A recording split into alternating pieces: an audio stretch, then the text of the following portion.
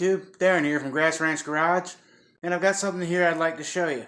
What I got here is an old 55 0-1 model Belsaw chainsaw sharpener.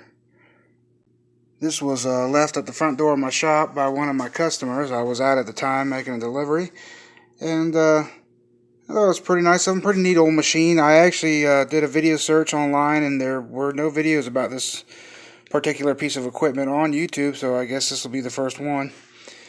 As you can see, it's an electric motor on the back with a pulley. Would have a drive belt that went up to the front pulley where the grinding stone would be. Now I've removed the old drive belt.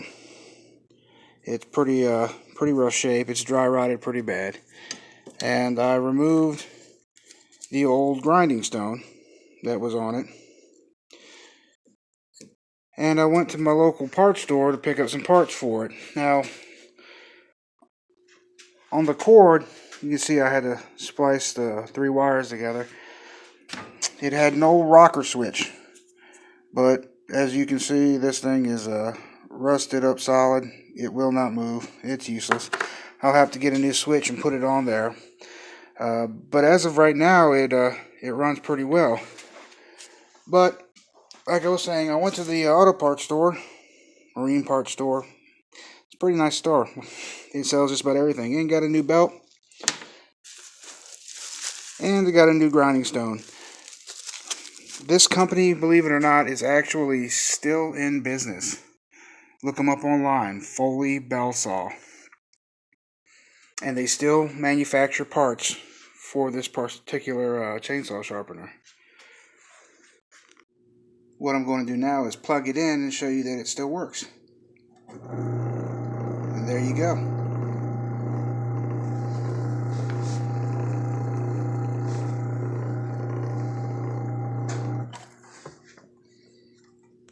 Now what I'm going to try to attempt to do while you guys watch is go ahead and place the belt and the new grinding stone back onto the saw sharpener.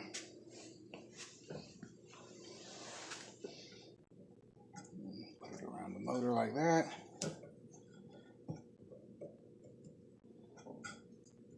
and then kind of roll it onto this front pulley. Remove these vice grips, maybe.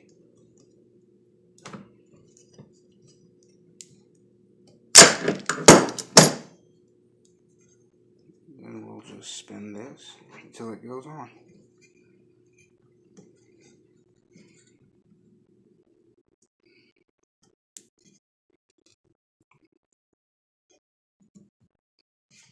And there we go.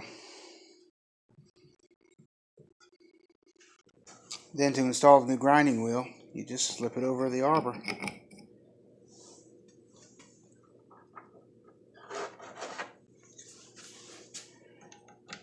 Your retainer on. And then install your nut, remembering that it's reverse threaded. Now to tighten this up, what I do is I install a vice grip on the end of the shaft to keep it from turning.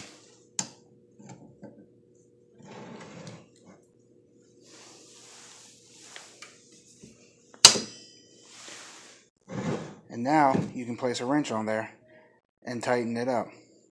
The vice grip will stop it from spinning when it hits the upper shield, and it's a 3/4 nut.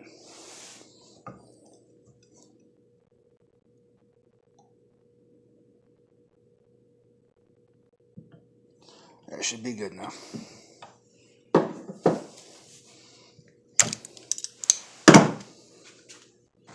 And here we go, guys. I put it in the vise, and as you can see, it runs pretty well. Pretty neat old tool. Anyway, I'm Darren with Grass Ranch Garage. Get out there and enjoy your weekend.